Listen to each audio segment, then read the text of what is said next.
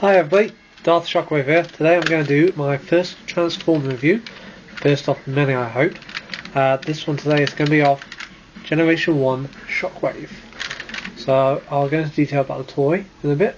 Just to let you know, Shockwave is my favourite Decepticon character. I've always liked him, I think he's one of the best characters around. Hopefully he'll be in the sequel to Transformers. So, Shockwave first pops up in More Than Meets the Eye, Part 1. After Megatron tells them that they're going to intercept the Autobots, and he leaves Shockwave in charge of the planet.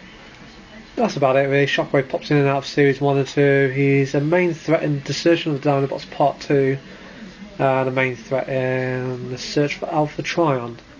Other than that, he's just really on the communication screens, answering calls, things like that. He did want to get usurped from Cybertron by the Combaticons in Revenge of Bruticus. Well, that's about it really. Shockwave's last appearance was in Transformers the movie, which he was supposed to have died apparently. He's supposed to have been crushed by Unicron when Unicron attacked Cybertron. But it was never filmed, so you can either say he's dead or he's still lurking somewhere around. But he did have one of the last lines in the film from the Decepticons. So anyway, that's it for Shockwave cartoon character. There's a lot more, and I'm sure you can find a lot more about Shockwave on YouTube somewhere. What I'm going to do is review of the toy, which, I personally think it's a very nice toy. It's very lovely looking. It's got a nice futuristic ray gun look to it. Mine does work, but I've taken the batteries out because I left them in for too long. It does still work, I just haven't bothered to replacing them. Shockwave is not cheap. You'll be lucky to get him for about £50. I've seen him go online for about £300, which is about $500. That's boxed, and in good condition as well. I got this one about 9 years ago.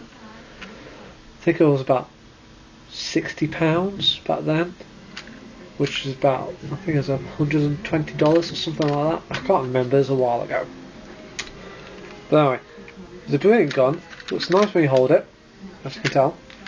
Even has a sight on top, which does actually work. The only problem with this with the gun mode is it's a bit loose and the arms can move a bit, but that's only if you violently throw it around, and who throws around a collector's piece like this? I definitely don't. This is one of those few Transformers that was not made by Hasbro or Takara. It's actually made by a toy company called Toyco. Came out in 1985. So I don't know if there's going to be any news on releasing them or not. So we'll go on to the transformation. First thing you do, basically, move the gun barrel. Just play it outside, and then you have Shockwave out the gun barrel. And it's very easy to transform. I mean, you can do it any way. Take the end of the gun, make it into a backpack. Take the handles, make it into legs.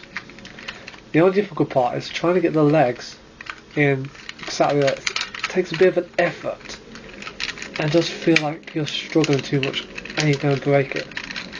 But don't put too much pressure onto it and you should be alright. So there we go. Feet.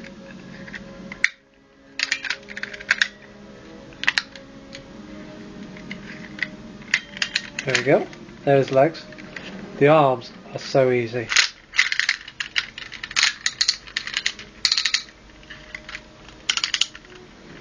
And there we have it.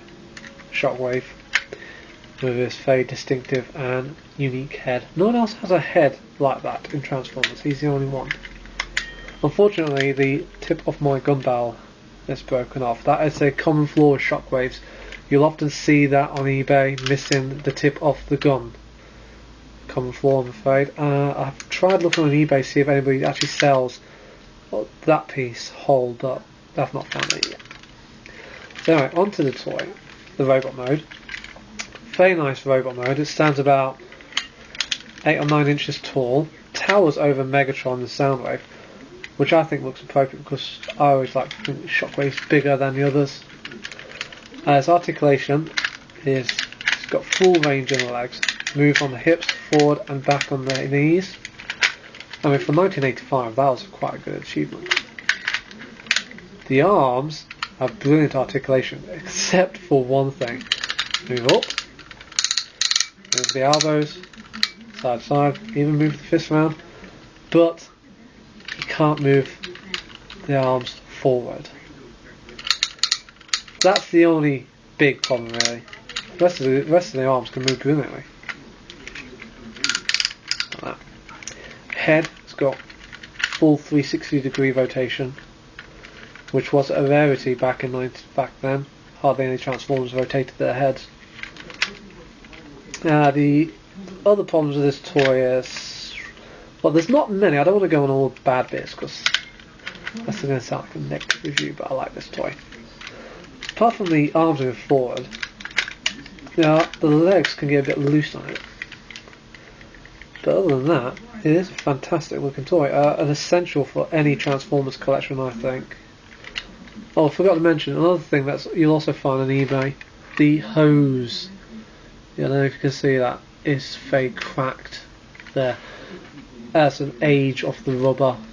It's because rubber will deteriorate over time. I don't know if you can see now. You can actually see inside some nice detailing, some electronic detailing. That's all for the electronics, but it does look nice on as a display piece for him. Looks like it's got a robotic circuitry inside. But yeah, I'd say fantastic toy. I'd give this an overall definitely a 5 out of 5. I am being biased because I do like Shockwave. I do like the toy. So recommend getting him if you can. Maybe one day Hasbro Takara will talk to Toyco and see about re-releasing him properly through Hasbro and Takara. Also, I'd love to see if they did a masterpiece version of Shockwave, because I think that would be fantastic. But hopefully you enjoyed this video. Hopefully I will be back for some more Transformer reviews. Till then, goodbye.